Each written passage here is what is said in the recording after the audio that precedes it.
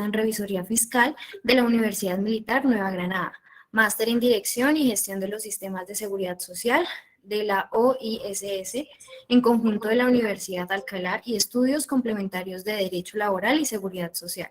Se ha desempeñado como parte de los equipos de auditoría externa y revisoría fiscal en firmas de auditoría multinacional y nacional. Desde el año 2011 está vinculado con la Unidad de Pensiones y Parafiscales UGPP. Se ha desempeñado como coordinador de fiscalización y actualmente coordinador de capacitación de la Dirección de Parafiscales. Andrés J., te damos la bienvenida y le cedo la palabra. Bueno, muchas gracias. Muchas gracias por esta invitación. Muchas gracias por permitirme estar acá con todos hablando de estos temas tan interesantes, tan apasionantes que son para todos nosotros. Especialmente para mí es un tema que me mantiene pues en los límites de estar permanentemente buscando qué cosas nuevas salen. Bien lo decía, pues efectivamente pues la idea del día de hoy es poder hablar un poco frente a esa construcción del ingreso base de cotización y especialmente frente a esa responsabilidad que tienen los empleadores de construir una base de cotización de forma adecuada, completa y oportuna, de modo tal que les permita garantizar que se hacen unos aportes correctamente y que todas las herramientas que nos sirven de soporte, como es nuestro software de nómina, nuestra planilla integrada de liquidación de aportes y las personas que desarrollan la labor, pues sin duda están alineadas para que todo se pueda hacer correctamente. Entonces, pues vuelvo y agradezco a esta importante empresa Synergy por esa intención de efectivamente permitirnos llegar y permitirnos compartir todo este aprendizaje. Bueno, me confirman si se escucha bien o se escucha entrecortado, alguna cosa, por favor me dicen porque a veces la señal de internet nos empieza a complicar. Voy a hacer aquí una cosa, voy a apagar mi cámara. Ok, perfecto, se escucha muy bien. Bueno, bien. Entonces, cuando arrancamos todo este proceso, la Unidad de Gestión Pensional y Parafiscales, esta UGPP, es una entidad que inicia sus actividades en el año 2011, no obstante había sido creada en el año 2007 con el objetivo de generar esa cultura de pago en el cumplimiento de los aportes al sistema de la protección social. Esa es nuestra principal función y digamos que es la función que hemos proyectado que es a perdurar en el tiempo, siempre y cuando pues las condiciones así lo exijan o así lo demanden. Tenemos otra actividad, otro objetivo misional, que es el que corresponde al reconocimiento oportuno y ajustado a la ley de las pensiones del régimen de prima media. Esto atender 40 entidades que estaban en proceso de liquidación o estaban liquidadas para hacer ese reconocimiento pensional, y nosotros lo que empezamos a hacer es ese reconocimiento, como bien lo decía, de forma adecuada y oportuno, ajustándose a las leyes, a las normas que rigen las materias en el reconocimiento pensional. Y el año 2020 el Gobierno Nacional nos entrega una responsabilidad que es la de acompañar todos los programas de gobierno en el tema de protección del empleo y generación de empleo. Por eso hemos allí recorrido el programa de apoyo al empleo formal PAEF, el programa de apoyo al pago de la prima, el programa de apoyo a las empresas que se vieron afectadas por el paro, el programa de apoyo a las empresas que generaron empleo para los jóvenes entre 18 y 28 años dentro de la estrategia Sacúdete. y el programa de apoyo a las empresas que están generando empleo, que aquí quiero hacer una cuña y aprovecho para que si al final no nos queda tiempo, para que ustedes aprovechen si tuvieron incremento de trabajadores del mes de marzo del 2021 frente a los meses de permítame un segundo, marzo y abril de 2022, ustedes pueden ser postulantes en esta postulación que se abrió el día jueves, el día jueves y el día 19, y que va hasta el próximo jueves, hasta el día 26. Entonces, para que ustedes aprovechen esa oportunidad de poder acceder a esos beneficios, un beneficio que otorga por cada trabajador nuevo que se haya contratado frente al mes de marzo del 2021, si ese trabajador tiene entre 18 y 28 años, puede obtener un 25% de un salario mínimo. Si tiene entre más de 28 años y es mujer y tiene cotizaciones a seguridad social hasta 3 salarios mínimos, entonces puede recibir el 15% de un salario mínimo. Y si son hombres que tienen más de 29 años y cotizaciones hasta 3 salarios mínimos, puede recibir un 10% de un salario mínimo por cada trabajador que tenga esas condiciones. Es un programa muy interesante, muy bueno, que está abierta las postulaciones para que usted haga esa postulación a través de las entidades financieras. Ya todas las entidades financieras tienen los mecanismos para que usted pueda hacer esa postulación y la invitación es a que no la pierda porque pues eso sin duda va a permitirles tener un ingreso de apoyo en este proceso de reactivación. Entonces, haciendo ese paréntesis, entonces entramos en materia a hablar cuál es esa responsabilidad que tiene el empleador frente al régimen contributivo y esas precisiones frente a la cotización a seguridad social. Básicamente, cuando hablamos de esa responsabilidad que tienen ustedes como empleadores de 1, 2, 3, 10, 20, 1000 trabajadores, ustedes en principio tienen una responsabilidad de aportar a salud, pensión y riesgos laborales, que es lo que se considera el sistema de seguridad social, y tienen una responsabilidad de aportar a cajas de compensación, SENA e ICBF, que es lo que conocemos como el sistema de parafiscales. Cuando tenemos clara esa responsabilidad de aportar a esos dos grandes sistemas, el sistema de seguridad social y el sistema de parafiscales, empezamos a entender que esa responsabilidad de aportar ya me genera de por sí una responsabilidad a dos sistemas.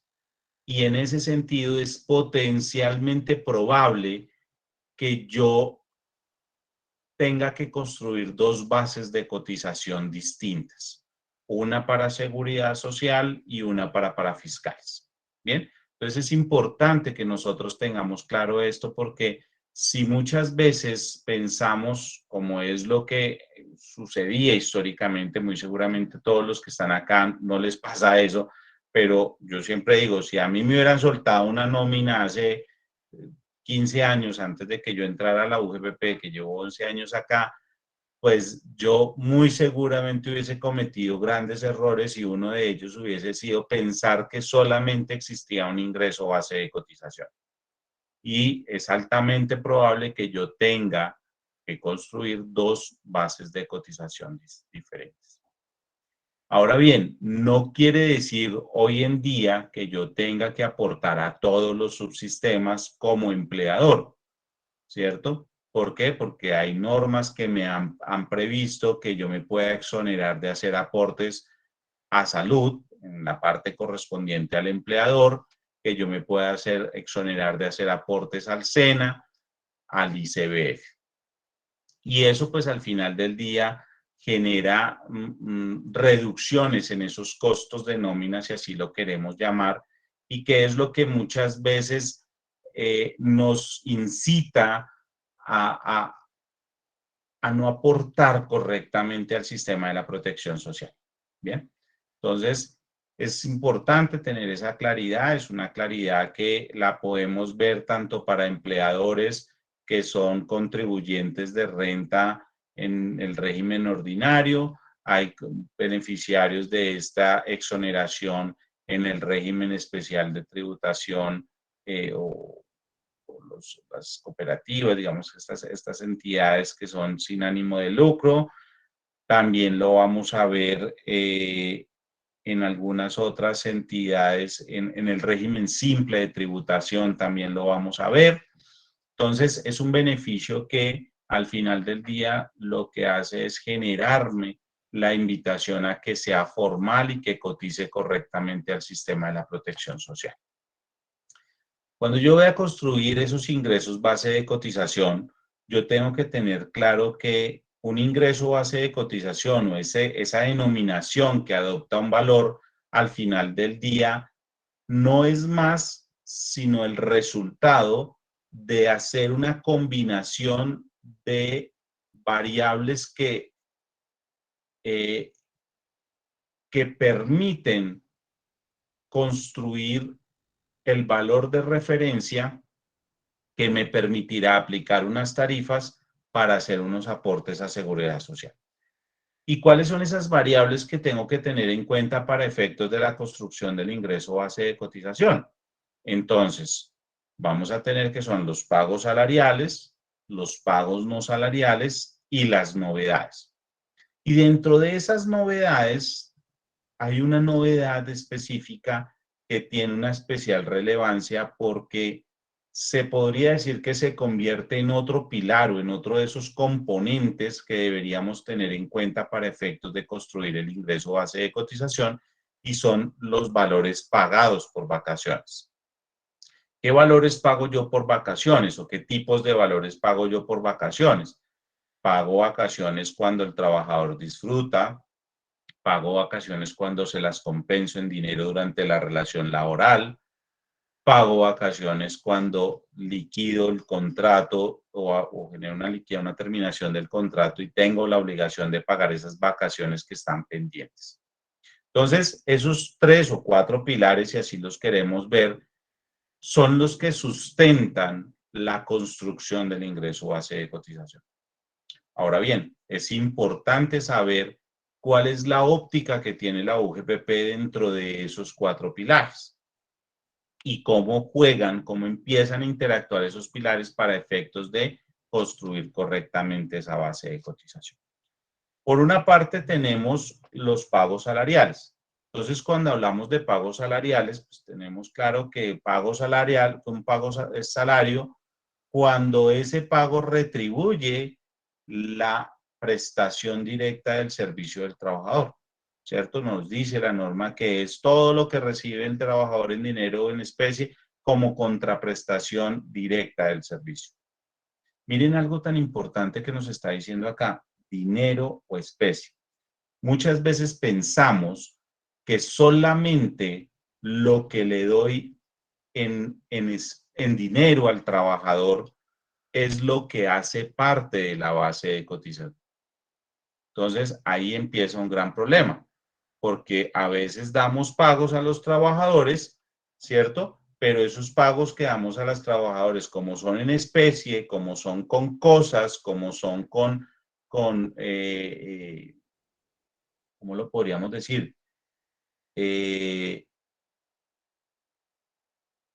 con bienes, ¿sí? Entonces, pensamos que eso deja de ser salario per se y por el hecho de haberle dado esa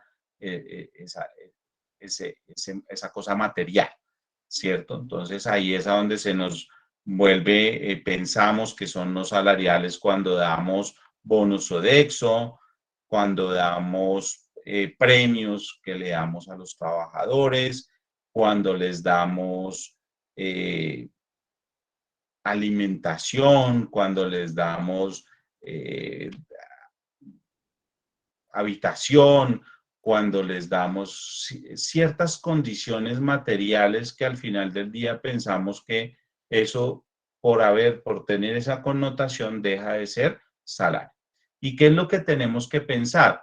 Que lo importante es qué es lo que origina ese pago. Y nosotros hemos definido que un pago salarial, o más bien, digamos que un pago salarial bajo esta óptica del artículo 127 del Código Sustantivo del Trabajo, no es importante la denominación que adopta ese pago, sino la naturaleza que tiene ese pago. Entonces yo personalmente he visto que un pago, o he podido llegar a concluir que un pago es no salarial, realmente puedo decir que un pago es no salarial, cuando ese pago que le doy, más bien que ese pago es salarial, cuando ese pago que le doy a ese trabajador ha tenido que hacer algo que a mí me ha beneficiado, bien sea con un ingreso adicional, o sea, incrementa mis ingresos, me genera un beneficio por esa incrementación de mis ingresos, o me genera un beneficio porque me permite cumplir los objetivos misionales que tengo como empleador. Entonces, siempre pongo el caso de las horas extras.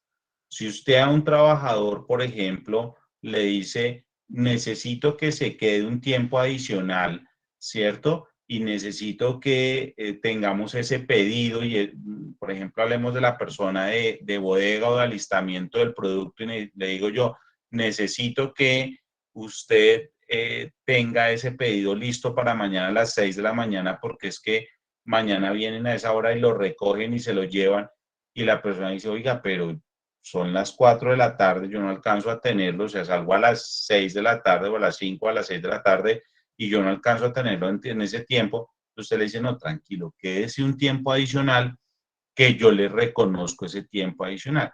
Y ese tiempo adicional, la ley, ¿cómo lo ha definido? Como horas extras. Y en ese caso, si usted le está reconociendo ese tiempo adicional a su jornada laboral y le reconoce horas extras, pues ese valor será salario. ¿Sí?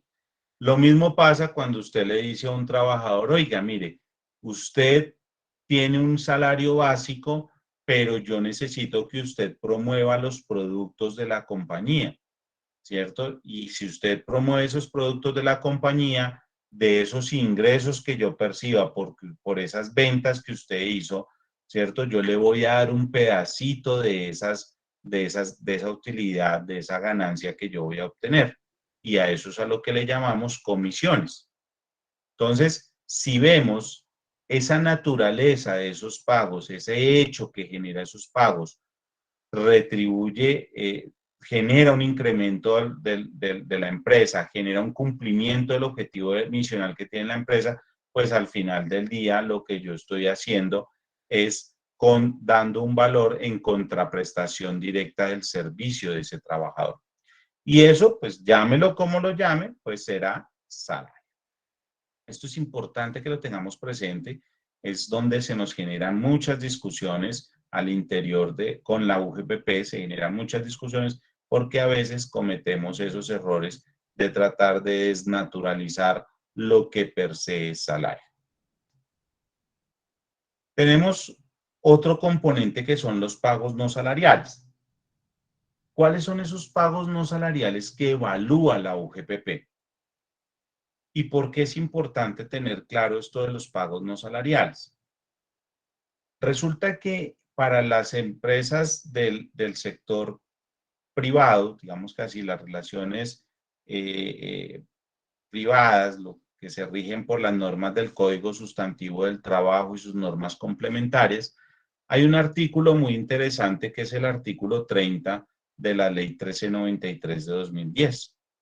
Y ese artículo 30 de la Ley 1393 de 2010 me dice que cuando usted le dé pagos no salariales a los trabajadores, pues usted tendrá que establecer de esos pagos no salariales cuánto excede el 40% del total de la remuneración. ¿Y eso para qué? Para que ese valor que exceda usted lo incorpore en la base de cotización de seguridad social. Entonces, si recordamos, seguridad social son los aportes que hacemos a salud, pensión y riesgos laborales. ¿Sí? Entonces, ese ejercicio pues tendré que hacerlo. ¿Por qué? Porque eso es lo que va a determinar esa referencia que tengo que tener en cuenta, ese valor referencia que tengo que tener en cuenta para incluir dentro de esa base de cotización.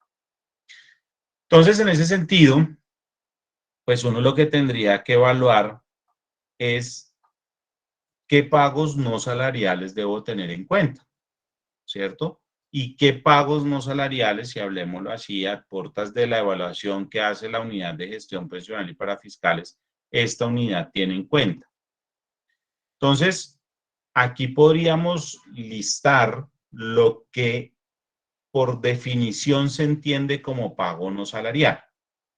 Y allí, pues, el artículo por excelencia que uno podría decir que existe es el artículo 128 del Código Sustantivo del Trabajo. No obstante, este artículo 128 del Código Sustantivo del Trabajo tiene o enumera una serie de pagos que son no salariales. Y me dice, mire, las prestaciones sociales de los títulos octavo y noveno del Código Sustantivo del Trabajo son pagos no salariales. Son pagos no salariales todo lo que le da el empleador al trabajador, no para su beneficio ni para enriquecer su patrimonio, sino para que éste pueda desarrollar a cabalidad sus funciones. Son pagos no salariales, nos lo dice por allí otro articulado, el auxilio legal de transporte. Son pagos no salariales los viáticos, lo dice el artículo 130, los viáticos cuando los viáticos son accidentales. Son pagos no salariales en los viáticos permanentes, la parte diferente proporcionar alojamiento y manutención. Entonces, si vemos, todos estos son pagos que se consideran no salariales. Y en ese sentido, pues nosotros tenemos que entrar a evaluar si esos pagos efectivamente, pues son o no son salariales, ¿cierto? Si esos pagos efectivamente, ¿qué calidad tienen? Si esos pagos los tengo que tener en cuenta o no. Incluso con un acuerdo que fue expedido por la UGPP en el año 2015, en un comienzo se empezó a entender que todo lo que decía el artículo 128 del Código Sustantivo del Trabajo, que todo lo que decía frente al auxilio legal de transporte, todo lo que decía frente a viáticos, tenía que tenerse en cuenta para efectos del análisis del artículo 30 de la Ley 1393 de 2010. No obstante, el Consejo de Estado, en una de sus últimas sentencias, expidió una sentencia de unificación en la cual dio claridad sobre estos pagos. Y ya la UGPP, incluso desde hace algunos años, había venido ya decantando ese principio de entender que todo lo que estaba en el artículo 128 se debía tener en cuenta, y ya venía haciendo un análisis para depurar lo que eran esos pagos. Entonces, básicamente teníamos ahí, podríamos decirlo, dos criterios principalmente. Por una parte, teníamos o se definió que de lo que estaba escrito en el artículo 128 del Código Sustantivo del Trabajo, se iban a tener en cuenta los beneficios o auxilios habituales o ocasionales, pero que tengan qué condición o que cumplan con qué condición, con la condición de estar acordados, ¿cierto? Y que dispongan expresamente que no constituyen salario en dinero o en especie. ¿Qué pasa si usted no llegase a acordar un beneficio o auxilio habitual ocasional? Que ese beneficio habitual ocasional podría llegar a tener la connotación de ser salario. ¿Por qué? Porque si el artículo 50 de la ley 90 perdón, la ley 50 de 1990 definió que se podrían pactar unos pagos salariales que estaban dentro del entorno de la relación laboral como no salariales. Y los beneficios o auxilios se consideraron pagos que son los que se otorgan bajo esa condición y que no tienen el carácter de salario. Pero tienen que cumplir con esa condición de estar acordados y que se haya dispuesto expresamente que no constituye salario en dinero o en especie.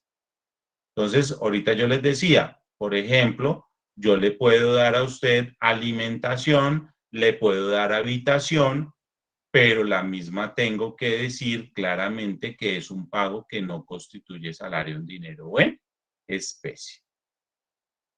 ¿Cuál alimentación y cuál habitación se me podría convertir en salario?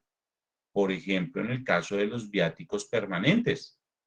En el caso de los viáticos permanentes, dice la norma que cuando hayan viáticos permanentes, la parte diferente a proporcionar alojamiento y manutención serán pagos no salariales.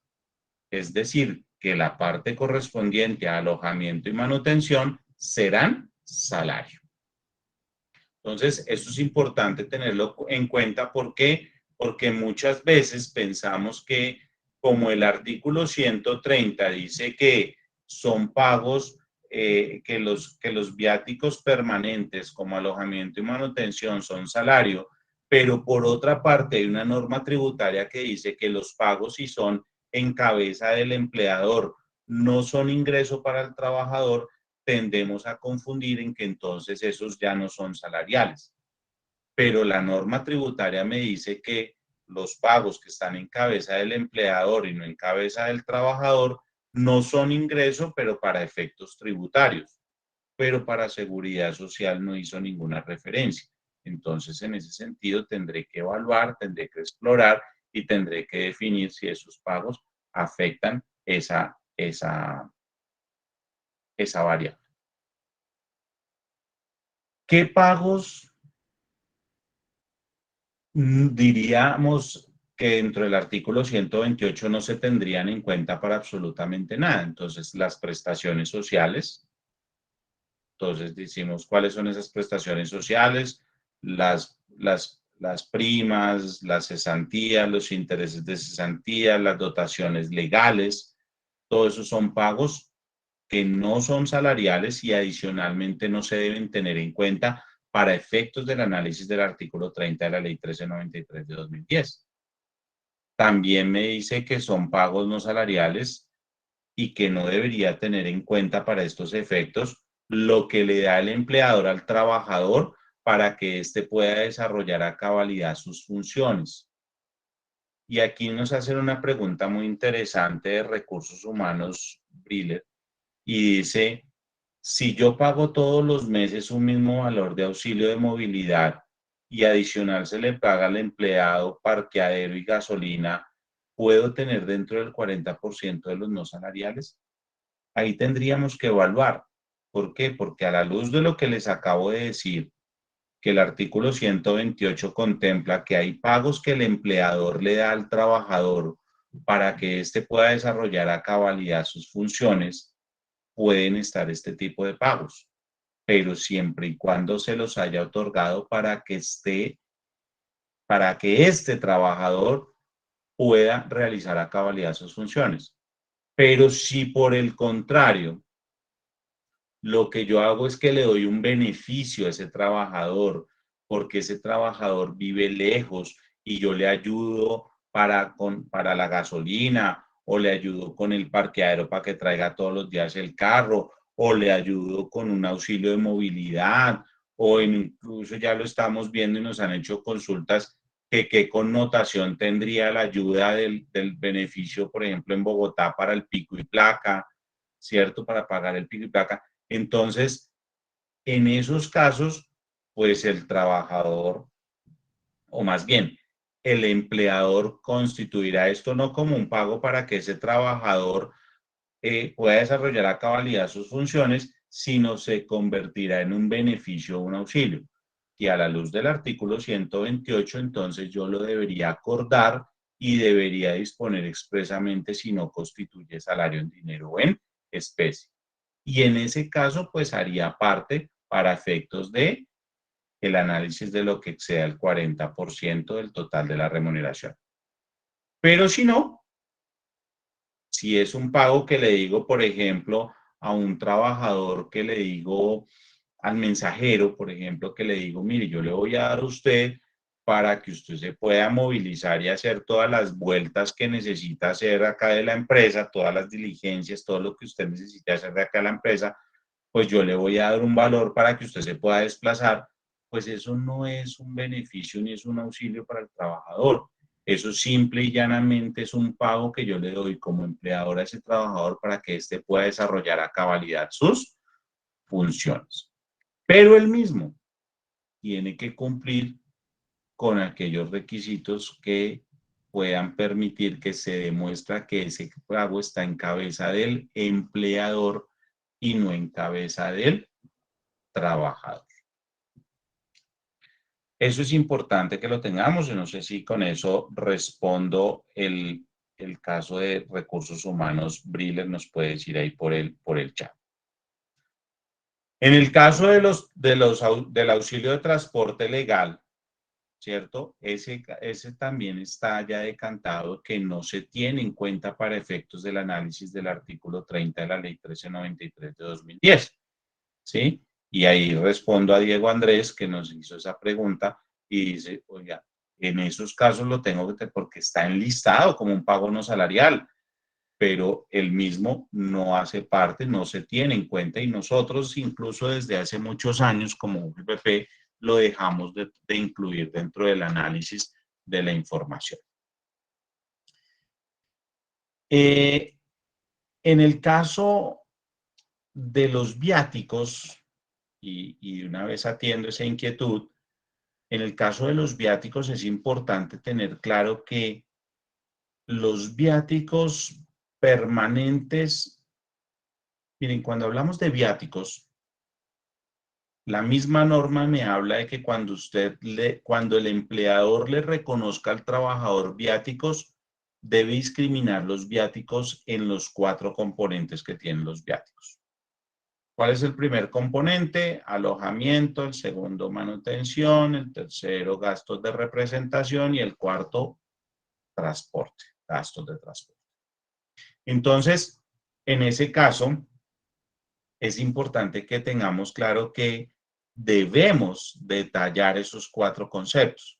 ¿Y por qué es importante detallarlos? Porque ya nos dice la ley, oiga, si los viáticos son accidentales, pues ninguno de los 4 será en salario.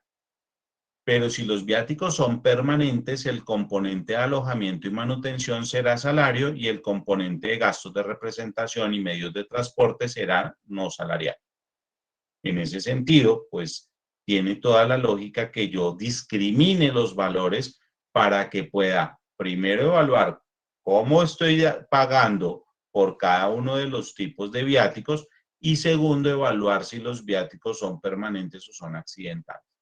Si son accidentales, pues al final del día podríamos decir que no es relevante definir cuándo son accidentales, porque al final del día siempre serán no salariales y en principio no los tendré en cuenta para efectos del análisis del artículo 30 de la Ley 1393. Pero si los viáticos son permanentes, sí es necesario que yo entre a evaluar el componente de alojamiento y manutención. ¿Por qué? Porque el mismo al ser permanente se vuelve salario. Y entonces, ¿cuándo es permanente? Cuando, y así lo ha definido las Cortes en algunas jurisprudencia reiterada, lo ha dicho, mire, un viático es permanente cuando el viático se reconoce por más de la mitad del periodo. Entiéndase periodo, mes. Esa es una de las definiciones que podríamos tener. Y la otra definición que nos ha dado es los viáticos son permanentes cuando la naturaleza del contrato requiere el pago de viáticos. Entonces, en esos casos, esos viáticos serán permanentes. Es decir, si yo contraté a un trabajador para que desarrolle una labor y para que este trabajador pueda desarrollar esa labor, tiene que desplazarse de su lugar de domicilio y con ocasión de ese desplazamiento de su lugar de domicilio, yo como empleador tengo que incurrir en un gasto o en un reconocimiento de viáticos a ese trabajador, pues esos viáticos serán permanentes. Bien, esa es la definición y creo que ahí doy respuesta a Arlene Consuelo. Bien, entonces básicamente en ese sentido, pues lo que tenemos que hacer es tener este análisis y este panorama claro. Hoy en día, UGPP, ¿qué valida? Los beneficios o auxilios que sean habituales o ocasionales, cuando estos están acordados y se dispone expresamente que no constituye salario en dinero o en especie. Tal vez algunos dirían, oigan, pero entonces yo mejor no acuerdo y más bien me voy por la figura de pagar, de hacer pagos de manera ocasional y por mera liberalidad. Y ahí tenemos que tener mucho cuidado, porque cuando la norma me habla de pagos de manera ocasional y por mera liberalidad, me coloca una condición de entrada, y es que debe cumplir con dos condiciones. Tiene que ser ocasional y por mera liberalidad. Es decir, que si yo hoy le digo a un empleador, yo como empleador le digo a un trabajador que en 5 años le voy a dar un pago, si él dura 5 años, pues ya no hay mera liberalidad. ¿Por qué? Porque yo ya me condiciono a que voy a entregar ese pago en 5 años. ¿Qué es mera liberalidad? Voluntad, espontaneidad, así lo han definido en un concepto del Consejo de Estado del año 1996, lo define como un pago que se da de forma espontánea, que el empleador así como lo puede entregar hoy, ya no lo puede volver a entregar, ¿cierto? Eso es mera liberalidad. ¿Y ocasionalidad qué es? Pues que no hay una frecuencia para otorgar ese pago. Si yo le dijera a un trabajador, oiga, es que le voy a dar un pago cada 5 años, si usted dura 5 años, yo le voy a dar un pago cada 5 años equivalente al salario que tenga en ese momento, pues usted ya no hay mera liberalidad porque hoy se está comprometiendo a dar un pago en 5 años y no hay ocasionalidad porque cada 5 años le entrega ese pago. Entonces, ¿cuál sería la mejor condición de eso? Pues vuélvalo un pago, un beneficio habitual, acuérdelo y diga expresamente que no constituye salario en dinero o en especie. Lo mismo sucede para pagos como primas, bonificaciones o gratificaciones, que incluso el mismo artículo 128 dice que tienen que cumplir con la condición de ser ocasionales. Entonces usted dice, pero si yo le puedo dar prima, le puedo dar bonificaciones o gratificaciones a los trabajadores porque todos los meses me levanto con ganas de darle una prima, una bonificación, una gratificación. Sí, pero el artículo 128 también me dice, ojo, si hay primas, sobresueldos o bonificaciones habituales, esas serán salariales. Entonces, son los ejercicios y son los análisis que tenemos que hacer para efectos de poder determinar si efectivamente cumplo o no con esos requisitos que establece la norma.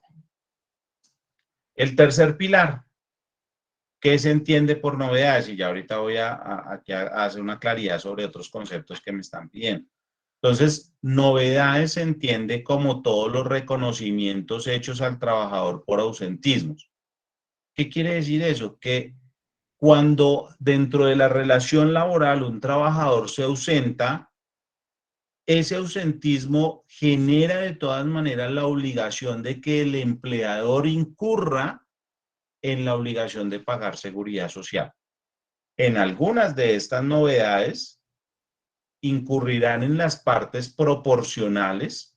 ¿Por qué? Porque el trabajador recibe un ingreso y en otras solamente será obligatoria la parte del empleador porque el trabajador no recibe ingreso.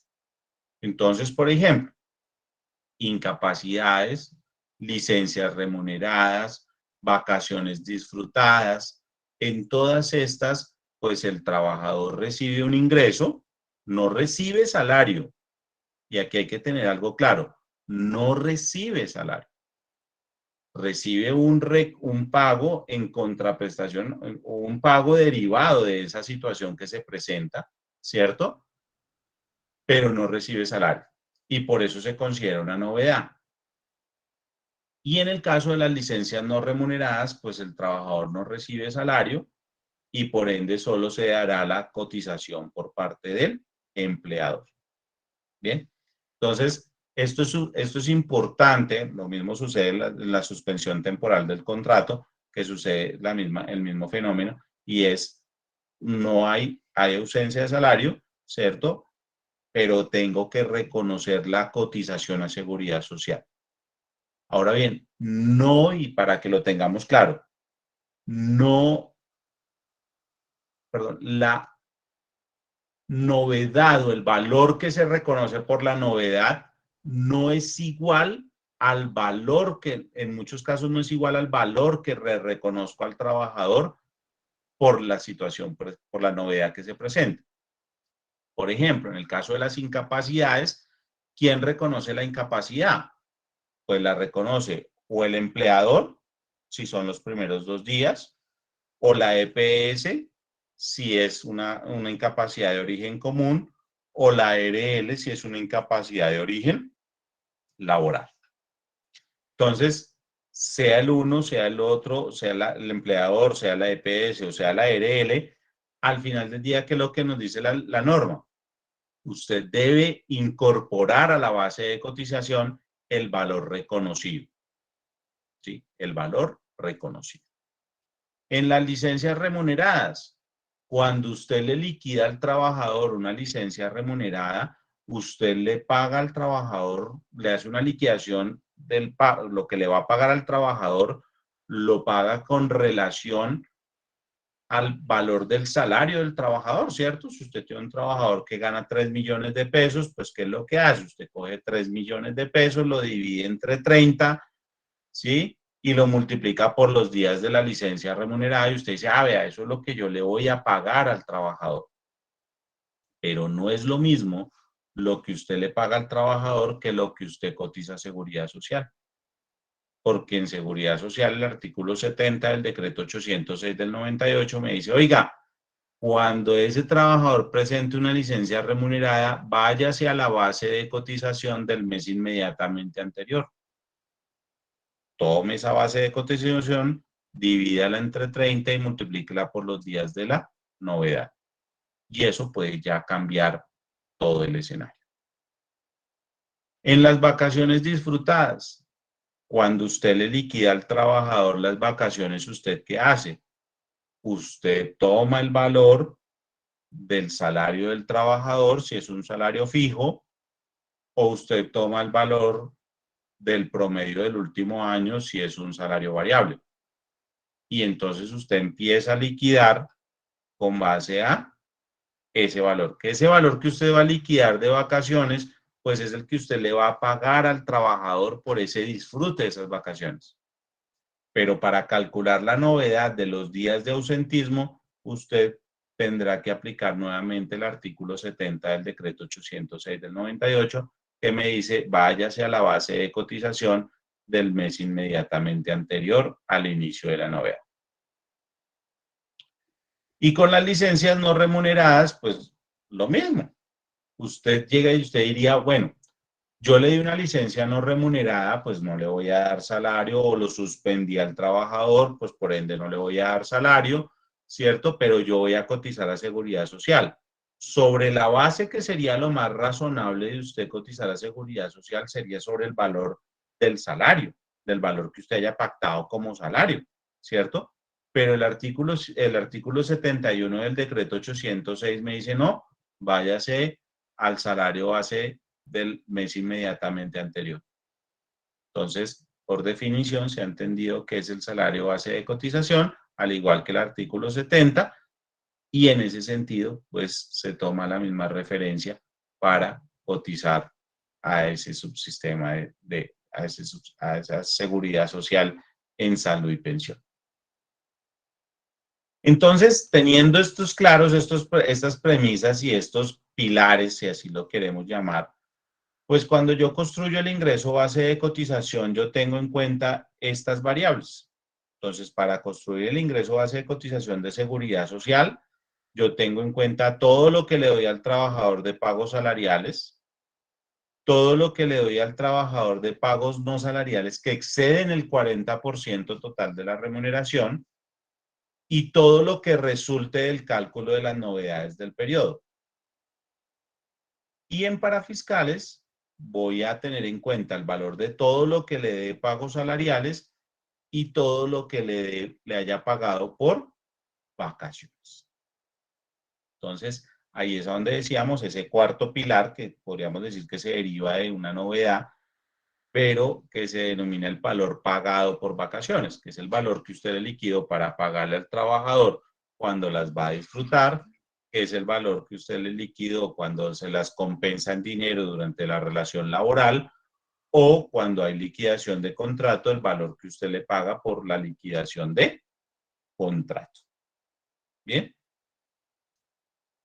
Eso es básicamente lo que tenemos para el efecto de la construcción del ingreso base de cotización.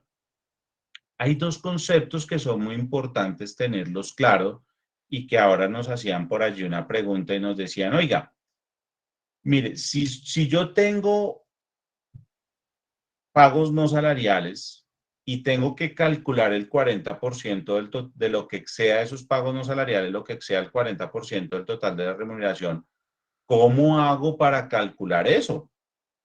¿Cierto? Entonces ahí me decían, ¿qué tengo de referencia para calcular eso? Entonces ahí tenemos que la postura de la unidad ha sido que el total de la remuneración sea la suma, el resultado de todo lo que usted le dio de pagos, de pagos salariales al trabajador, todo lo que le dio de pagos no salariales, beneficios, auxilios, y todo lo que le dio de licencias remuneradas al trabajador. Esos tres componentes serán los que sumen el valor del análisis del total de la remuneración. Y ese resultado será el que usted tenga en cuenta para compararlo contra el 40%, contra el total de los pagos no salariales. ¿Sí? Ese será el valor que usted va a tener en cuenta para comparar contra los pagos no salariales. Y hay otro concepto que también adquirió especial relevancia a partir de la ley 1607 del 2012 y es el total de vengado. ¿Por qué el total de vengado adquirió una especial importancia?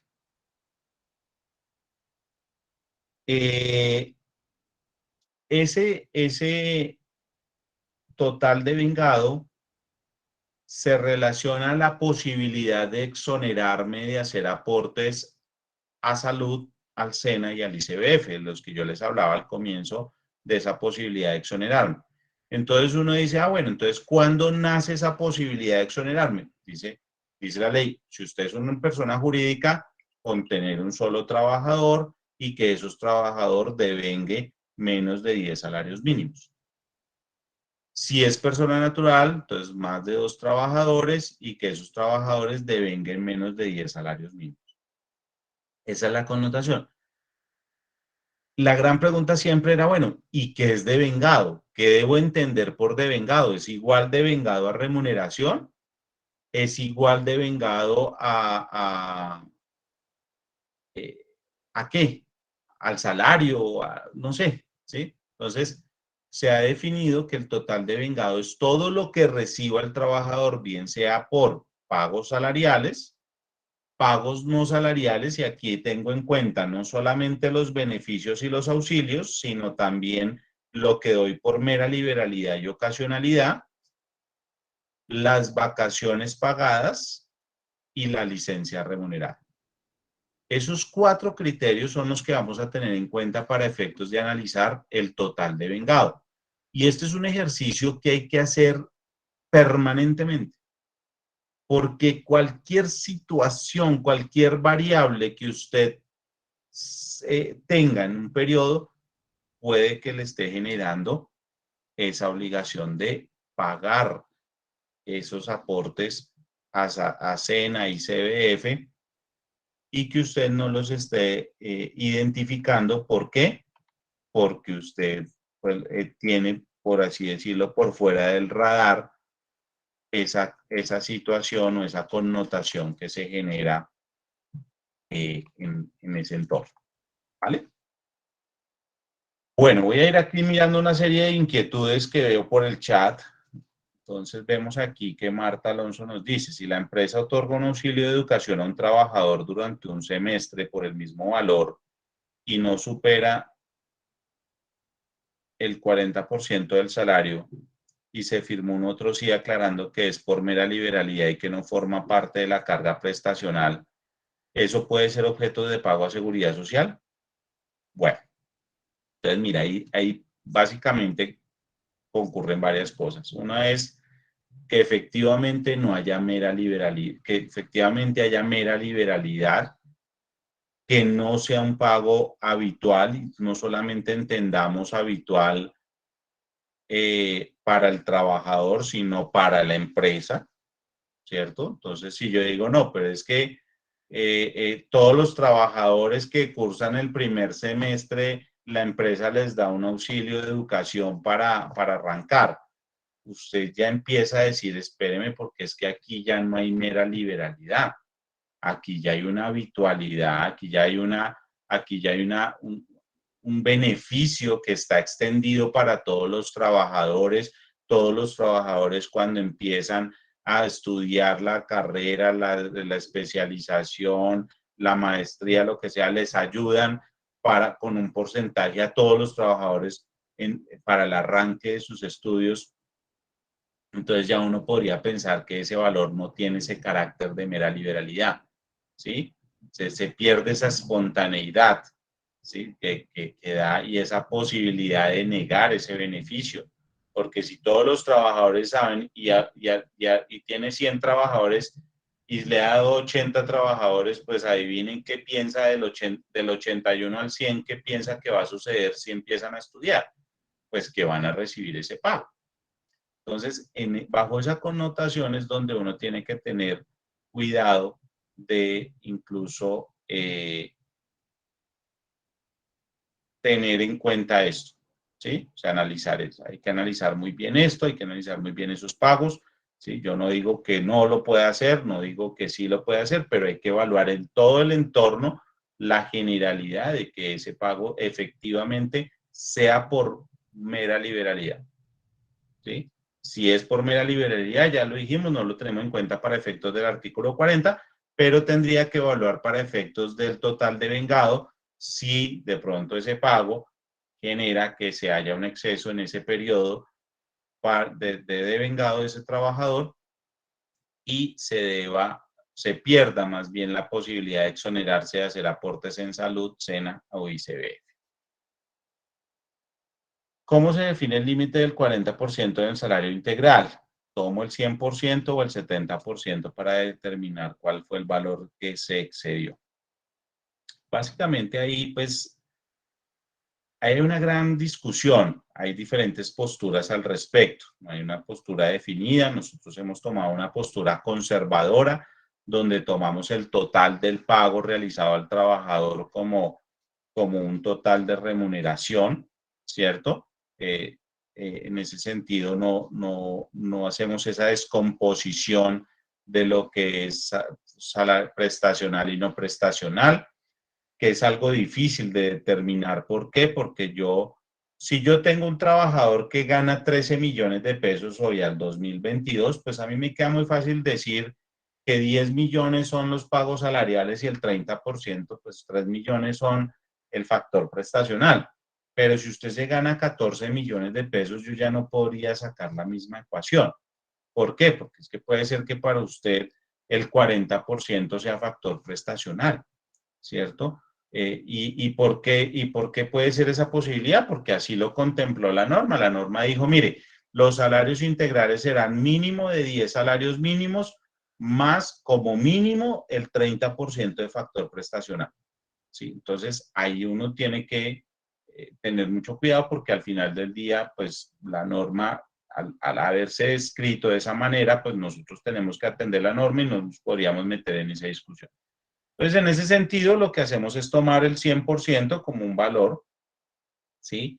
Y para esos efectos, pues le incorporamos el otro valor que se haya pagado y eso se tiene en cuenta como el total de la remuneración. Sobre eso se aplica el 40% y lo que haya excedido, pues se tomará en cuenta. Hagamos un ejemplo. Supongamos que tengo un trabajador de salario mínimo integral, 13 millones de pesos, tengo 7 millones de pesos entre beneficios y auxilios, ¿sí? Debidamente acordados, suscritos, que no constituyen salario en dinero o en especie, no tienen ninguna naturaleza salarial, o sea, está muy bien todo sustentado. Entonces, básicamente yo digo, tiene 20 millones de pesos. Entonces, 20 millones de pesos del total de remuneración, el 40% son 8 millones de pesos y los pagos no constitutivos de salario son 7 millones de pesos. Entonces, en ese caso, pues los 7 millones en cuanto exceden los 8 millones, pues no los exceden nada. Y en ese sentido, pues el valor de la base de cotización será los 13 salarios mínimos aplicado al 70%, o sea, los 13 millones aplicado al 70%, y esa será la base de cotización. ¿Listo? Eso bajo este entendido, bajo este primer escenario. Si ya usted, los pagos no salariales, tienen indexado también ese factor prestacional, que lo hemos visto, que en algunas empresas lo han hecho, pues entonces usted todo lo tendrá que hablar en valores de salario. ¿Sí? Entonces ya usted tendrá que descomponer cuál es el valor de los pagos no salariales, de los pagos salariales y el factor prestacional, de los pagos no salariales, cuánto es el factor prestacional para tenerlo aparte. ¿Sí? Entonces, tendrá que hacer comparaciones medibles para que pueda salir todo el proceso bien hecho. Pero en principio, se tiene bajo ese expectativa. Margarita nos dice, ¿los viáticos esporádicos pueden ser 4 veces al año o cómo se define el esporádico? Mira, realmente ahí hay una de las dos definiciones que yo les daba. A mí me gusta la definición más clara para mí es la naturaleza del contrato. Si la naturaleza del contrato requiere el pago de viáticos, pues esos viáticos serán permanentes, sea una vez cada mes, sea solamente una vez cada 4 meses, serán permanentes. Pero si son 4 viajes que son esporádicos, que la persona no tenía previsto y fue porque tuvo que atender un tema excepcional. Por ejemplo, yo soy la persona encargada del proceso de nómina y resulta que me rechazaron y se me perdió unos formularios de una afiliación y nada que hacer, me tocó coger un avión y irme para allá a esa EPS y hacer, o a esa caja de compensación y hacer el proceso allá por ventanilla. Pues a mí no me contrataron para ir a hacer esas vueltas, pero pues me tocó porque o si no, el trabajador se me iba a quedar sin afiliación y yo no podía permitir eso. Entonces, ese es un tema excepcional, ¿sí? Entonces uno dice, pues ahí no hay una habitualidad, yo no lo contraté para que él fuera a hacer radicaciones personales por ventanilla, el contrato no tiene nada que ver con eso. Entonces, en ese caso, pues no, esas 4 veces yo podría decir pues, son perfectamente esporádicas. Nos dice Heidi, bueno, Arlen nos hace una pregunta igual de viáticos, yo creo que ya queda resuelta. Nos dice Heidi, nos dice, en el caso del auxiliar de transporte, será el auxiliar de transporte. Cuando lo indicó dentro del salario, por ejemplo, plasmó en el contrato que su salario será de 1.500.000, incluido el auxilio de transporte, podría ser, requiere por este uso indiscriminado el sueldo y el auxilio de transporte. Pues digamos que lo más prudente siempre cuando se suscribe un contrato laboral es que el contrato laboral sea expreso. ¿Cuál es el valor del salario? Y se describe el auxilio legal de transporte, porque el auxilio legal de transporte al final del día es normado, está por ley. Ya cuando yo pago más de un salario mínimo, pues yo ya tengo que definir cuál es el valor de ese salario, ¿sí? Entonces, es importante que lo tengamos presente para que no se empiece a mezclar, porque es que yo podría decir, pues el salario es 1.500.000 y por aparte le paga el auxilio legal de transporte o no le está pagando el auxilio legal de transporte, pero lo que está arreglado es el auxilio, el salario de 1.500.000. Entonces, entre más claros sean los contratos, pues es una recomendación, siempre habrá que hacerlo. Gloria Carolina dice, bueno, ya yo creo que el tema de los viáticos ya quedó claro. Cuando las facturas salen a nombre de la empresa, sí, los viáticos, miren qué es lo que pasa con los viáticos permanentes cuando el alojamiento y manutención, las facturas salen a nombre de la empresa. Que si yo miro el artículo 127 del Código Sustantivo del Trabajo, miren lo que me está diciendo. Todo lo que recibe en dinero o en especie. Entonces, pues lo recibió en especie y como lo recibió en especie, pues eh, eh, su naturaleza per se no deja de ser salario. Miren que ahí es un ejemplo claro de que a veces pensamos, oiga, no, pues que la factura salió en nombre de la empresa. Entonces, ¿usted qué le entregó? Usted le entregó el derecho a que él duerma en una cama allá en un hotel, usted le entregó el derecho a la manutención. ¿Por qué? Porque él tiene unos viáticos permanentes. Entonces, en ese sentido, lo tenemos que hacer. Nos dicen otra pregunta, ¿esas bonificaciones pueden ser pagadas de otra manera? Por ejemplo, pago de colegios de los hijos o pagos de créditos, pues son beneficios. Miren que yo le puedo dar bonificaciones, entonces si no son aquí, se me vuelven beneficios, auxilios, son pagos que se otorgan dentro de la relación laboral, pagos que se derivan como un beneficio para el colegio de los hijos, pago que yo le puedo decir, mire, ¿sabe qué? Yo le pago el crédito de la casa. De hecho, si miramos el espíritu del artículo 30 de la ley 1393 de 2010, fue tratar de contener un poco esa desalarización que permitió la ley 50 de 1990. Fue la ley 50 de 1990 la que vino y dijo, oiga, los empleadores y los trabajadores podrán desalarizar algunos de sus pagos. Y para eso vamos a hacer una modificación y ahí fue cuando se incluyó en el artículo 128 del Código Sustantivo del Trabajo, aparte donde dijo, entonces esos serán beneficios y auxilios habituales o ocasionales.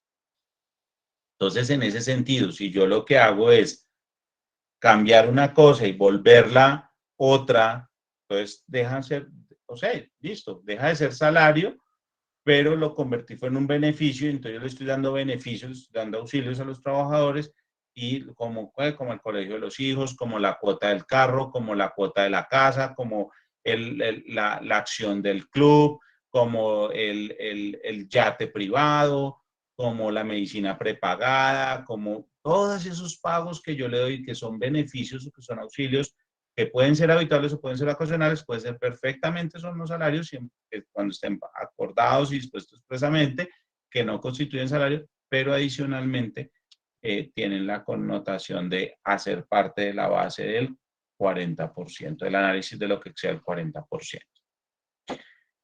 Nos dice Gloria, si tengo un trabajador a quien se le otorgó unos días de descanso como compensatorio porque debió trabajar en su día de descanso, debe reportarlo como una novedad. Pues muy seguramente si yo lo que hice fue reconocer ese valor de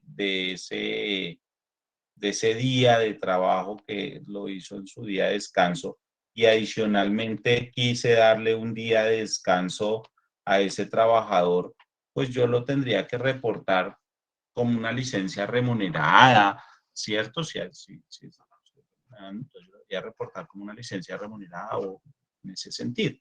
¿Por qué? Porque pues un permiso remunerado al final del día que lo estoy dando, ¿sí? Eso, por ejemplo, sucede ahora que estamos en época de elecciones, entonces cuando otorgamos ese mediodía, pues yo un permiso remunerado, los que son jurados de votación que tienen el derecho al día completo, entonces pues yo le doy un permiso de un día, ¿sí? Ahora bien, siempre me ha dicho la norma y la jurisprudencia me ha dicho, oiga, cuando usted registre una novedad, tendrá que ser por día completo. porque si es una fracción de día, usted no podrá registrar la novedad. ¿Y por qué no podrá registrar la novedad? Porque si el trabajador estuvo una fracción de tiempo, en esa fracción de tiempo pudo haberse generado un accidente laboral y en ese sentido, pues hay que pagar riesgos laborales. Entonces, eso es importante que lo tengamos ahí presente también. El artículo que les he mencionado, donde está la definición de las incapacidades, es el artículo 70 del decreto 806 de 1998. Bueno, cuando el empleado presenta novedades en el mes anterior al mes a liquidar, el IBC del mes anterior es la suma del total del IBC de los días laborados y las novedades y este. Miren, aquí voy a hacer un ejemplo, tratar de hacer un ejemplo muy sencillo aquí para que vayamos entendiendo. No sé, me confirman hasta qué hora tenemos para la sesión. Arrancamos un poquito despuesito. No sé si me confirman, por favor. Porque yo me emociono y aquí nos dan las 3 de la tarde.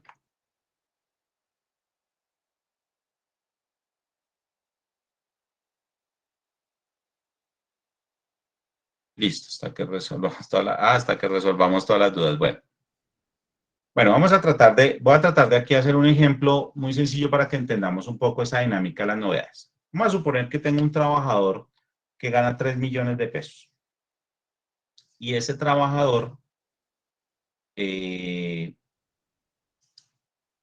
vamos a hacer aquí un ejercicio. Me confirman ya ahorita.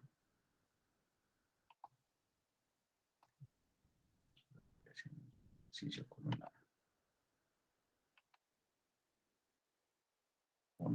con un casito. Este archivito aquí en Excel para hacer este ejercicio. Entonces,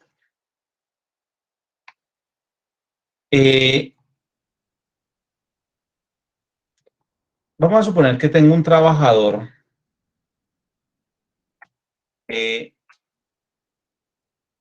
yo le voy a dar una licencia remunerada en el mes de mayo.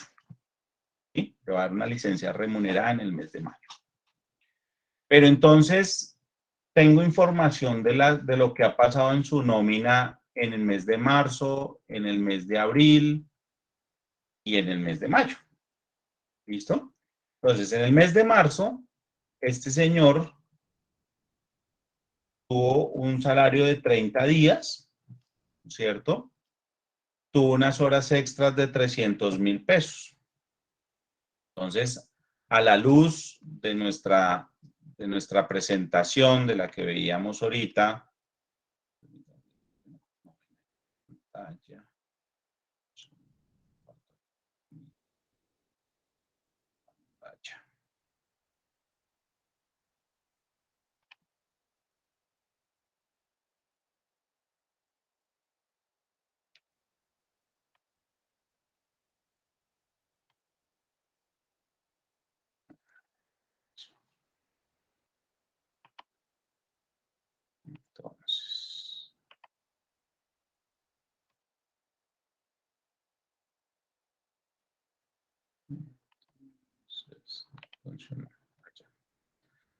listo.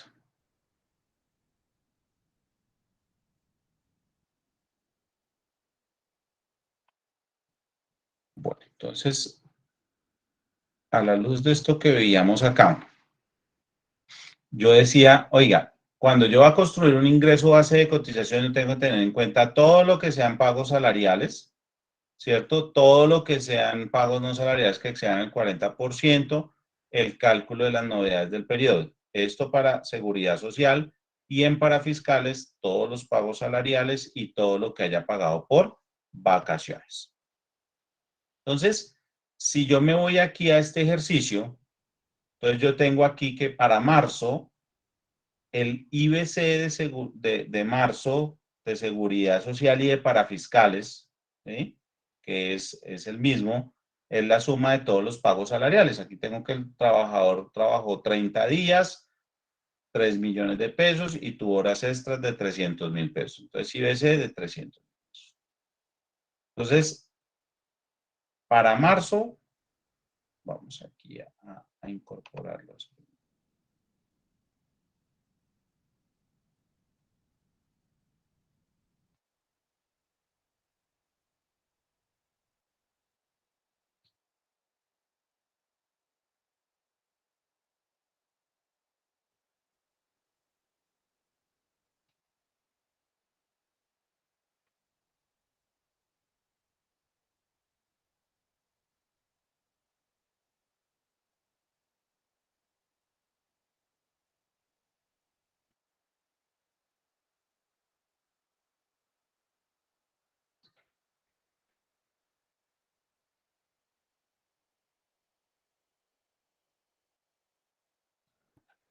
Esto es.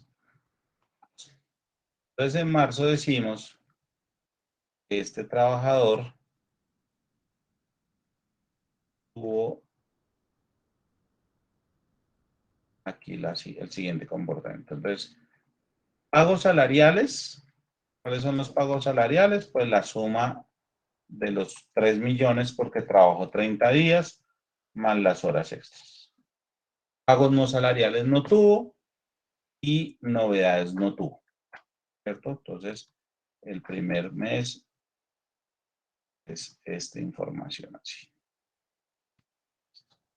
Entonces, tengo marzo, un IBC de seguridad social de 3.300.000, un IBC de parafiscales de 3.300.000. Ahí no hay ningún cambio, ahí todo fue normal. En abril, perdón, me está diciendo que en abril el trabajador, pues por 30 días recibiría 3 millones de pesos, pero tuvo una incapacidad de 10 días. Pues, ¿yo qué tengo que hacer? Pues tengo que calcular el valor de la incapacidad, ¿cierto? ¿Qué me dice la norma a mí que debo calcular para la incapacidad? Me dice, oiga, cuando el trabajador tenga una incapacidad, usted paga la incapacidad se pagará al 66,67%, o sea, las 2/3 partes del valor ¿qué? Del valor cotizado, ¿sí? Entonces uno podría decir, entonces, ¿cómo me va a reconocer a mí la EPS? O supongamos aquí que es una incapacidad de una ARL, ¿sí? Que me reconoce desde el primer día, y entonces la incapacidad es la ARL porque se tronchó un pie que fueron 10 días, entonces me dice que va a ser el 66,67%. ¿De qué supuestamente la ARL me debería liquidar esa incapacidad? Pues de la última cotización que yo haya tenido, ¿cierto? Entonces, 3.300.000, que fue la cotización del mes anterior, ¿cierto? Fue la cotización aquí de seguridad social. Entonces, me dice 3.300.000 dividido entre 30, ¿sí? Multiplicado por el 60, multiplicado por 10, y esto multiplicado por el 66,67%.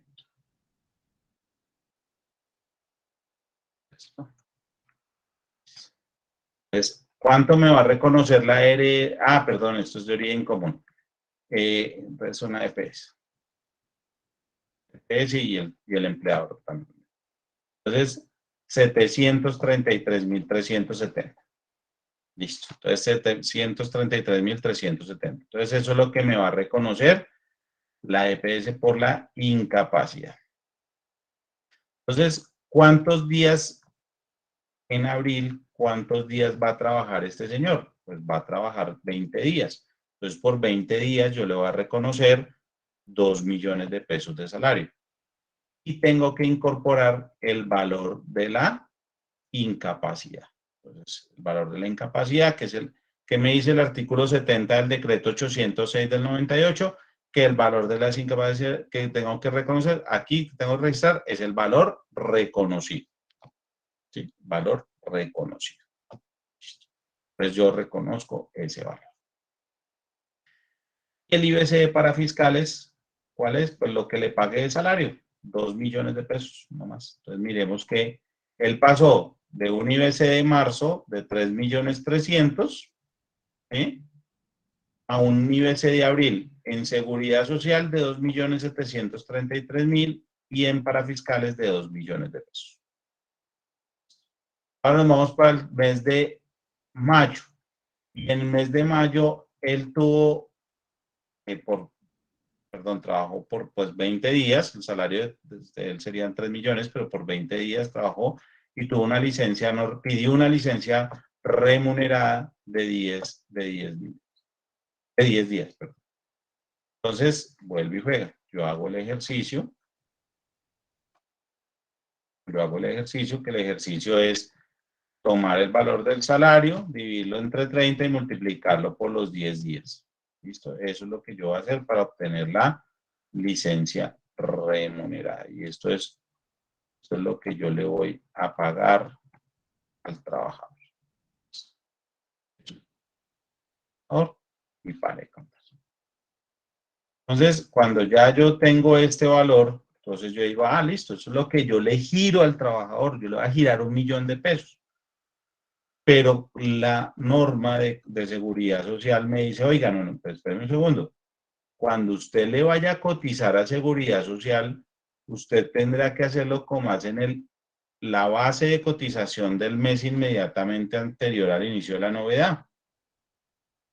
Entonces, ¿qué quiere decir? O sea, ¿cuánto le pago de salario? 2 millones de pesos porque trabajó 20 días.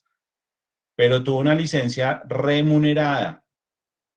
Entonces me dice, váyase a la base de cotización del mes inmediatamente anterior al inicio de la novedad, divídalo entre 30 y multiplíquelo por los días de la novedad, por los 10. Entonces, miren yo cuánto le va a pagar. Por la novedad, 911.123. ¿Cuánto le pagué al trabajador? 1 millón de pesos. Porque por allá en el código también me dice, tome el salario base y con relación al salario base usted le paga la licencia remunerada. Pero ahí voy a tener una diferencia entre lo que le giré al trabajador y lo que coticé a seguridad social. Esas son las diferencias que normalmente se nos generan, esas son las situaciones que normalmente se nos generan con las novedades. Y es lo que tenemos que tener cuidado. ¿Por qué? Porque una cosa es lo que yo le pago al trabajador y otra cosa es lo que yo le giro al sistema. Ahora bien, la gran pregunta es, oye, yo le tengo que descontar aquí el 4% de salud, ¿cierto? Yo les cuento aquí salud, el 4% y pensión también otro 4%. Y entonces la gran pregunta que siempre yo hago es, ¿y entonces de qué le descuento ese 4%? ¿Le descuento del valor que elegiría acá o de cuál valor? La respuesta está en la Ley 100 de 1993, por el artículo 17 y 18 de la Ley 100 de 1993, que me habla de las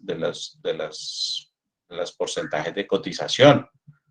Y entonces allí me dice, oye, usted deberá cotizar la parte correspondiente al empleador y al trabajador, ¿cierto? Que sabemos que es un porcentaje, en el caso de salud, el 8.5% del empleador, el 4% del trabajador, y en el caso de pensión, el 12% del empleador, el 4% del trabajador. ¿Pero sobre qué? Y me dice, sobre el valor de la cotización a seguridad social.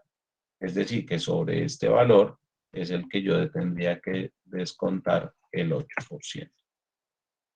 Y no sobre el valor de los 3 millones que uno pensaría en principio que es el que le tengo que descontar. Esas son las diferencias que normalmente se nos generan con estas novedades y que muchas veces son las que generan esos ruidos, por así decirlo, para efectos de la cotización.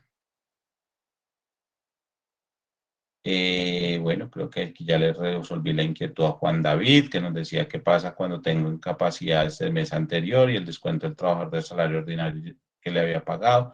Debo tomar en cuenta ambos para la base o el salario del mes anterior que le descontó, no lo debería tener en cuenta. pero si se pagan vacaciones anticipadas en un mes puede llegar a superar los 10 salarios mínimos. Acá debería pagar para fiscales. Diego Andrés nos hace esa pregunta. Esa pregunta es muy interesante, Diego, y ahí es donde yo normalmente digo que cuando usted liquida vacaciones, usted debe tener en cuenta 4 criterios. Lo primero es el tipo de salario que tiene el trabajador. Lo segundo es el reglamento interno de trabajo. El tercero es la política contable para el pago de vacaciones. Y el cuarto es el calendario Colombia. ¿Cómo juega todo esto? Entonces, pues el salario, ¿para qué me sirve? Para saber si es salario fijo o si es salario variable. Si es salario fijo, pues tomo el último salario. Si es salario variable, tomo el promedio del último año. Tengo que tener en cuenta que si es salario fijo, pues no tengo que tener en cuenta ni horas extras, ni trabajo, ni pagos en tiempo de descanso, ni descanso remunerado. El, el, el reglamento interno de trabajo lo tengo que tener en cuenta. ¿Para qué? Para saber si cuando voy a contar los días hábiles de vacaciones cuento sobre 5 o cuento sobre 6 días. ¿Sí? Depende del reglamento interno. Hay unas empresas que un grupo de trabajadores se cuenta sobre 5, otro grupo de trabajadores sobre 6 días. ¿Sí? O todo se cuenta sobre 6 o todo se cuenta sobre 5. Pues eso lo dirá el reglamento interno. La política contable, ¿para qué? Para saber si usted va a pagar las vacaciones con la última nómina antes del inicio del disfrute, si usted va a pagar las vacaciones el día del inicio del disfrute, el día hábil del inicio, el día hábil antes del inicio del disfrute, en proporción a los días de disfrute. Eso lo dirá su política contable. Y es por eso que es importante, yo ahí les hago una recomendación que siempre la hago, y es normas de información financiera. Siempre nos dijo, usted tiene que crear políticas contables para todos aquellos hechos económicos que pueden afectar significativamente, que pueden afectar los estados financieros o el resultado de los estados. Esa política del pago de vacaciones es determinante por eso. Porque si yo tengo un trabajador, por ejemplo, que tiene un salario de 7 millones de pesos, o de 6 millones de pesos, supongamos.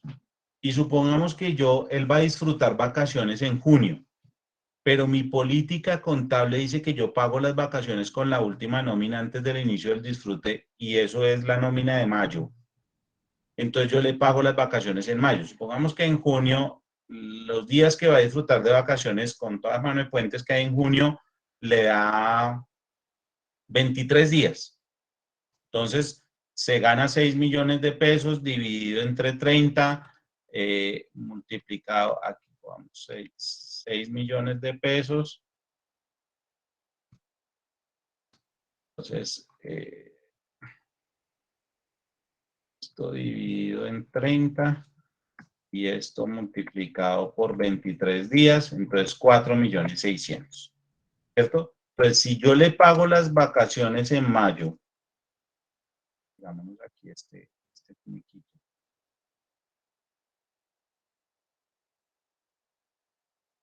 Si yo le pago las vacaciones en mayo, porque yo tomé esa decisión de pagarse en ese periodo, pues, ¿cómo sería el cuadrito acá? Entonces, 6 millones, que es su salario del mes de mayo, trabajó 30 días, pues son 6 millones, ¿cierto? Dice, pagos no salariales no tiene, novedades no tiene porque en mayo no disfrutó nada, ¿cierto? Para el IBS, entonces el IBS de seguridad social, ¿cuál sería? 6 millones de pesos, ¿cierto? 6 millones de pesos. Pero en parafiscales, yo voy a tomar 6 millones de pesos y me dice que tengo que tener en cuenta el valor pagado por vacaciones. Y yo le pagué las vacaciones en mayo porque la política contable me dice eso. Entonces yo, pues, cojo estos 4.600.000 y los sumo aquí al IBC de parafiscales. Miren que el valor, si miráramos aquí vámonos aquí a la diapositiva, el total de vengado. ¿Cuál sería el total de vengado? Entonces el total de vengado son los pagos salariales, 6 millones, pagos no salariales no hubo, licencias remuneradas no hubo, y vacaciones pagadas, ¿cuánto fue? 4.600.000. Entonces, ¿cuál es el total de vengado? 10.600.000. Es el mismo IBC para fiscales.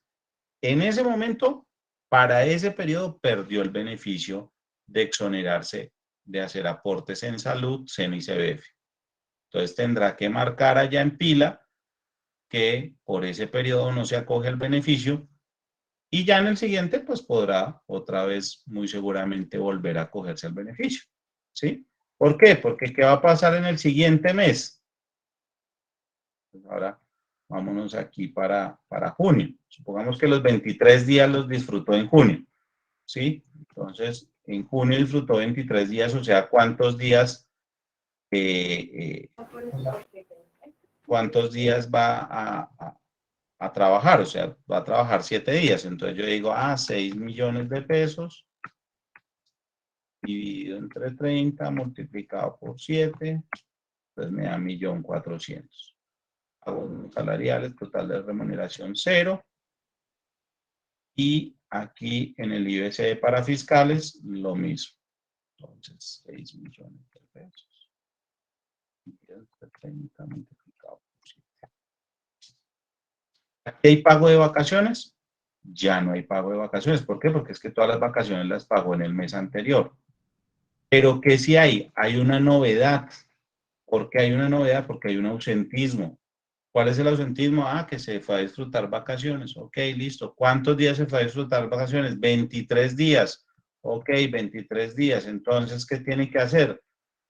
Pues lo que tiene que hacer es aplicar el artículo 70 del decreto 806 que me dice, váyase al IBC del mes inmediatamente anterior al inicio de la novedad, o sea, el de mayo.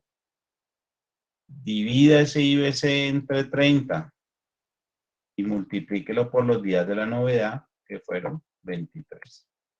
Y ahí están los 4.600. Para este caso, pues fue muy fácil, nos dio 6 millones de pesos. ¿Sí? Eso es importante que lo tengamos presente. Ahora bien, miren, por ejemplo, qué pasaría si supongamos que este trabajador no solamente recibió los 6 millones de pesos, sino que adicional le dieron 300.000 pesos de unas horas extras o de una comisión porque vendió cualquier cosa. No, sí, unas horas extras, supongamos ahí, unas horas extras. Entonces, ¿qué pasa con las horas extras? Yo no la tengo en cuenta para liquidar las vacaciones, pero en el IBC del mes anterior sí me hicieron base, ¿cierto? Y eso va a hacer que se afecte la base de cotización del mes siguiente. Entonces, miren que ahí ya me va a cambiar de 6 millones que teníamos ahorita a 6.230.000. ¿Por qué?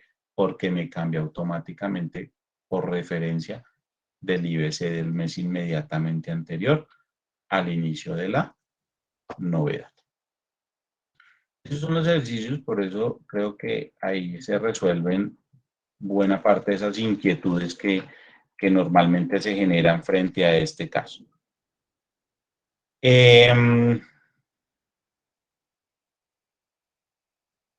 Cuando tengo un solo trabajador, soy persona jurídica y tengo un solo trabajador, ¿puedo ser exenta de los aportes a SENA, ICBF y salud? Sí. Así es, cuando se tiene un solo trabajador. Tengo entendido que la planilla hace estos cálculos con los salarios integrales. Miren, yo aquí les recomiendo una cosa y es muy importante y es frente a la planilla integral de liquidación de aportes. Muchos de ustedes pueden pagar por diferentes operadores de pila. Hay algunos operadores que ya han venido quitando esos cálculos automáticos. ¿Por qué? Porque, por ejemplo, algunos operadores toman para el cálculo de estas vacaciones o de estas novedades, toman el salario base que usted les registró, es decir, toman su salario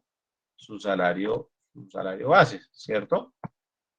¿Y qué es lo que me dice la norma? La norma siempre me habla de la base de cotización del mes anterior. Entonces, si yo, por ejemplo, si no miro y no reviso lo que hace el operador de pila, y el operador de pila, cuando yo le registré la novedad de vacaciones de 23 días en junio, fue y cogió 6 millones, pero resulta que no eran 6 millones, sino los 6 millones 300 aquí que colocamos, pues yo ya estoy teniendo acá una gran diferencia de 230.000 pesos en la base de cotización. Y muchas veces no validamos esto porque pensamos que el operador hace el ejercicio completo y no, yo tengo que registrar eso. Lo mismo sucede aquí, por ejemplo, si usted aquí no hace el ejercicio completo y usted no registra, entonces, perdón, aquí ¿qué puede pasar? Si usted registra la novedad y usted no valida, el operador le puede liquidar en parafiscales, le puede liquidar el valor de aporte a parafiscales equivalente a los 4.600.000. Y resulta que usted lo pagó ya aquí atrás, ¿cierto? ¿Por qué? Porque usted allá incorporó este valor se incorpora en pila con un campo que se llama otros ingresos base de cotización de parafiscales. Entonces usted fue y lo registró allá. Entonces, esas situaciones son las que tienen que ustedes entrar a revisar muy bien para que no vayan a tener esas situaciones complejas que les terminen generando ajustes a futuro. Nos dice, bueno, ya aquí para ir terminando las preguntas, entonces nos dicen si una empresa tiene procesos con la UGPP, ¿cuál es la manera de consultarlos? Teniendo en cuenta que no me encuentro en Bogotá, pueden comunicarse con nuestra línea de atención al ciudadano, el representante legal presenta su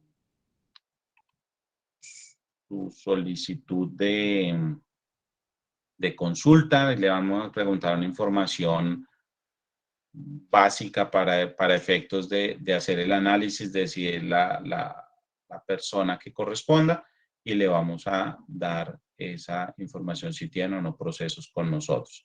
Igual lo puede hacer en un botón que tenemos en nuestra página y ahí le dice con el número de identificación, la información, si tiene algún proceso, pero pues para mayor tranquilidad lo puede hacer a través de nuestra página, de nuestros canales de atención, perdón.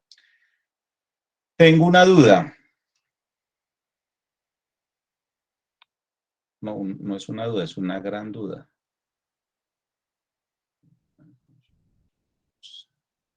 Frente a lo determinado en resolución 2388 y el anexo técnico sobre los extranjeros no obligados a realizar aportes a pensión, sobre todo para la población venezolana con PPT y PEP, ¿están ellos obligados o no, indistinto de su forma de contratación o tipo de aportante dependiente o independiente?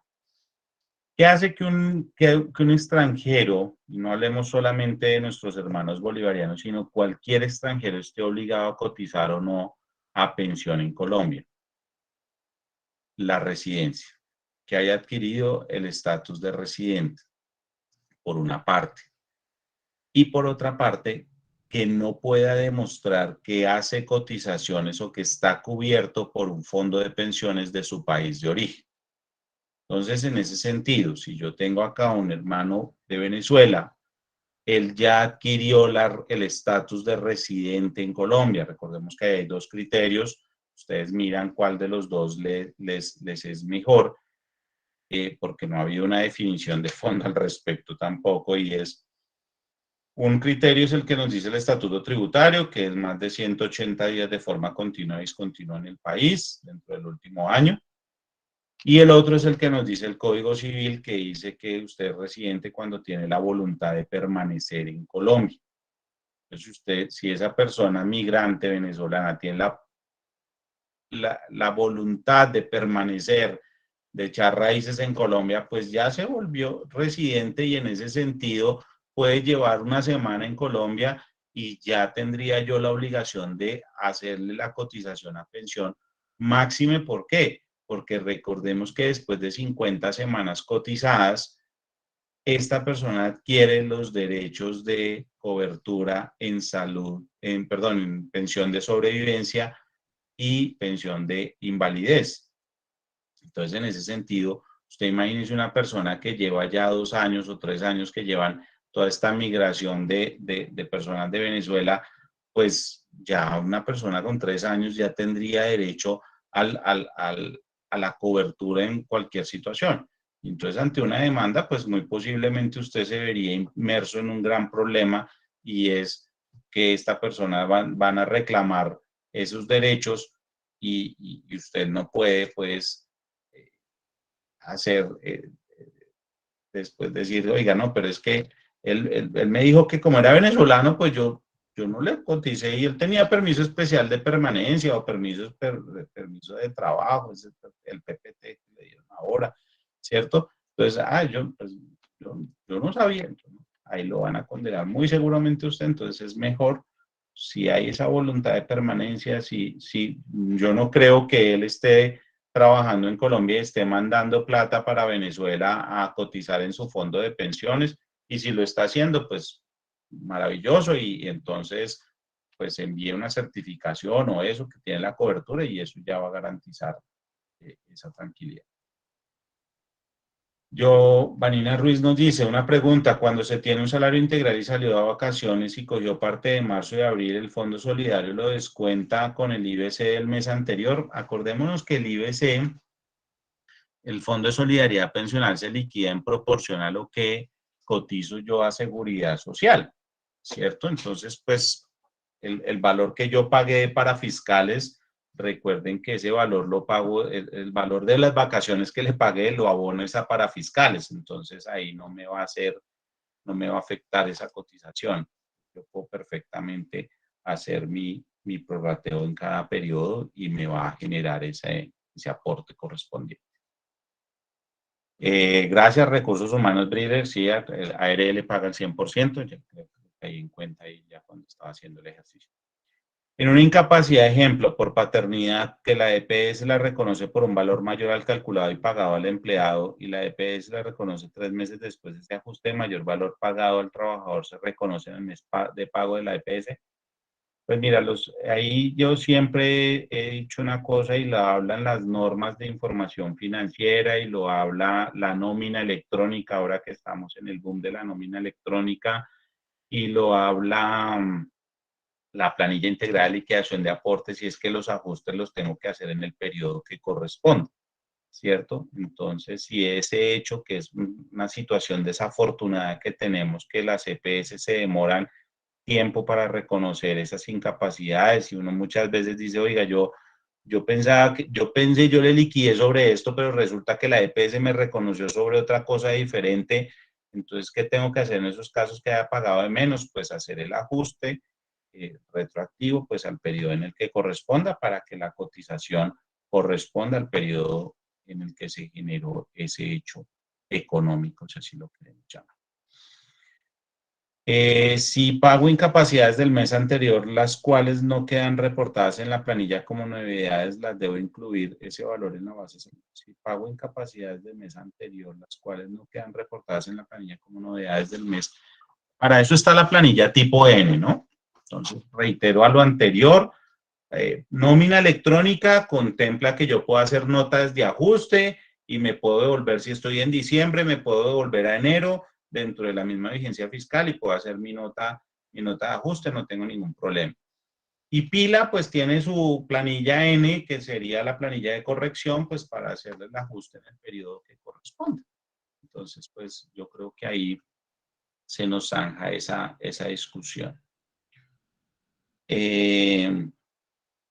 Cuando tengo salario integral, las comisiones entran a ser parte del 70% de IBC para pago de seguridad social y para fiscales, o se suman como novedad y se tienen en cuenta en su totalidad. Pila incluso cambió esa definición. La planilla integral de liquidación de aportes antes cogía todos los pagos salariales y le aplicaba el 70%. Ahora Pila deja eso como optativo. Lo único que coge es el salario integral, salario de referencia, y toma eso al 70%, pero los demás pagos, pues sí se los liquida al 100%. Entonces, en ese sentido, vuelve y juega.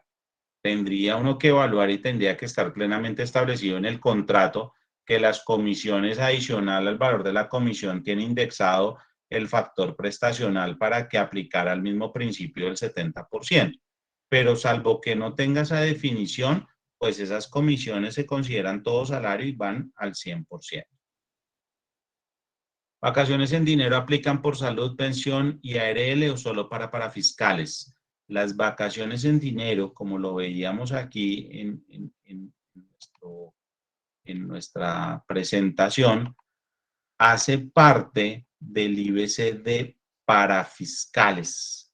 Mire, aquí, IBC total pagado por vacaciones solamente para fiscales. Entonces es importante, esto es muy importante que lo tengamos presente porque aquí la UGPP, por ejemplo, nos hace una prueba muy sencilla. ¿Cuál es la prueba sencilla que nos hace la UGPP? Novedad de retiro. IBC de seguridad social, IBC de parafiscales. Si los dos IBCs son exactamente iguales, en el 99% de las ocasiones hay ajuste. ¿Por qué? Porque quiere decir que el trabajador se retiró y usted en esas vacaciones que le liquidó en contrato no las tuvo en cuenta para el IBC de parafiscales, lo que haría que este IBC sea mayor al IBC de seguridad social. Entonces, ahí les doy un datico para que lo tengan presente.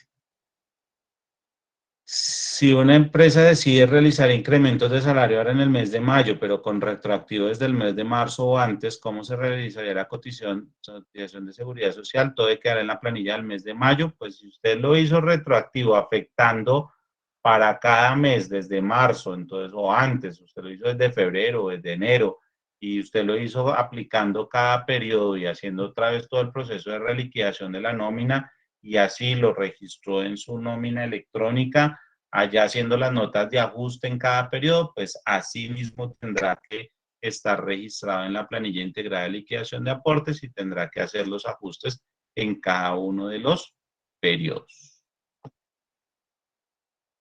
Eso es básicamente lo que Viviana, pues lo que nos hace el tema de nómina electrónica, sí es un tema que se hace unas notas de ajuste para hacer las correcciones de los periodos ya transmitidos. La DIAN lo tiene totalmente claro, permitido, es válido, no hay sanción porque usted haga notas de ajuste, no hay sanción, pero pues eso tiene que ser también. Hoy que hablamos de nómina electrónica, podríamos decir que tendría que haber un reflejo casi igual de lo que está en la nómina electrónica versus lo que está en los aportes a seguridad social y para fiscales.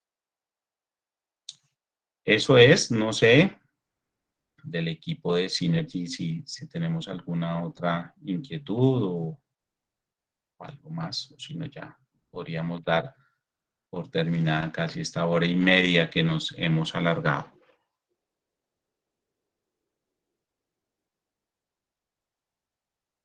Bueno, entonces sin más, yo me despido, les doy infinitas gracias por este espacio, gracias al equipo de Synergy nuevamente porque nos abren las puertas para poder compartir con ustedes. Y bueno, espero que en futuras ocasiones volvamos a encontrar para aclarar otras cositas que puedan ir surgiendo por allí. Que tengan una feliz tarde para todos.